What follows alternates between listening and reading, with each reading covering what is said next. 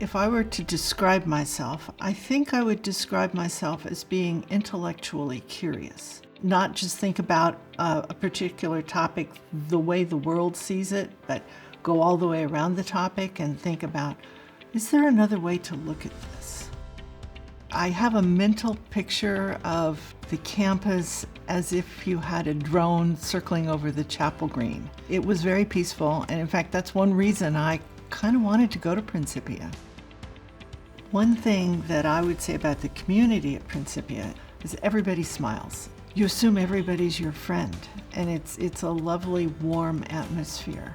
Tom Holzberlein was the chairman of the physics department with his interesting sense of humor. David Cornell was the other main physics professor. Both of those guys were so patient and accepted the fact that anybody could do this. Physics wasn't an impossibility.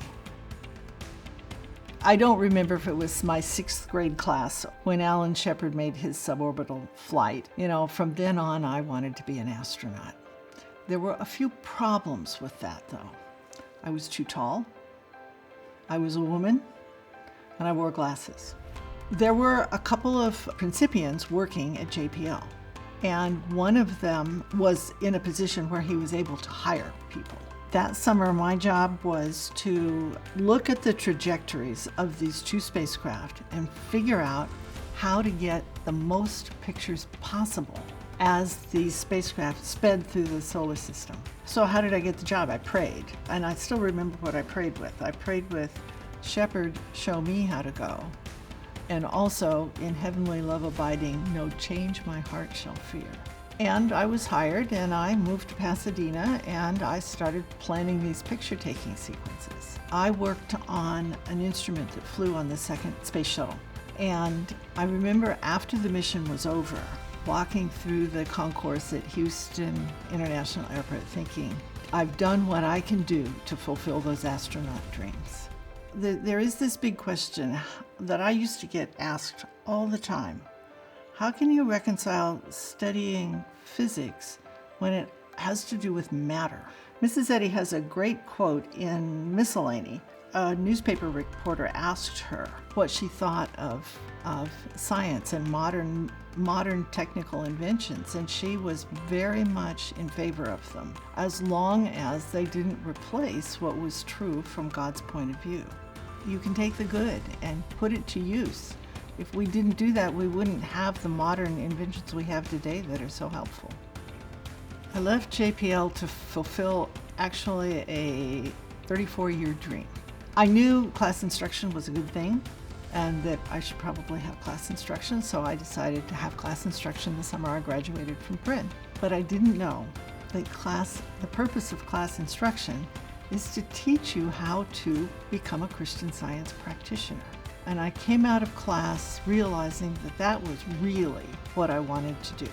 Came home, opened my office the next day, and began being a Christian Science practitioner. It's actually better than working at JPL, which is really hard to say.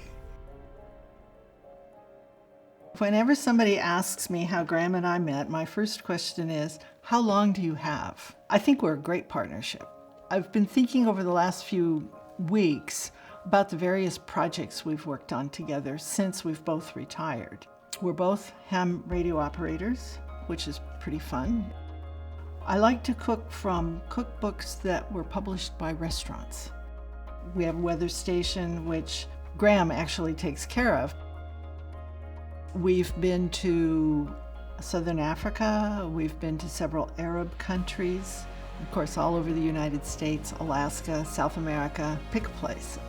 But we've been to obscure places. We don't necessarily go to the places everybody else goes. So for instance, we've been to Oman.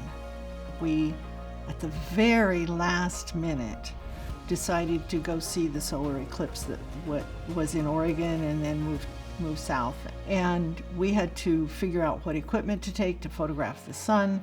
I did the route planning and how can we do this, and it was really a kind of a fun, quick project to do. And we're about to go to the Galapagos. What does the DKA award mean to me? Well, I was flabbergasted when I was called and told I had been chosen. It never crossed my mind. I think about all that DKA meant to the college. He was a real leader. DKA and Helen had such a love for the college that they wanted everything to go right. Maybe the thing that most impressed me about him, they had a big reception every fall for the new students, but he had studied the incoming freshman book that had all our pictures in it, and he knew the name of every incoming freshman and could greet them by name when we arrived at the door, which was, wow, what an incredible example. No limits is, I guess maybe it's a theme I've had. I hadn't thought about it, but why would I let the fact that no women were studying physics if I liked it? Why would I let that stop me? It's just, again, a piece of that intellectual curiosity. And it's fun because you get into different kinds of, just a different view of the world.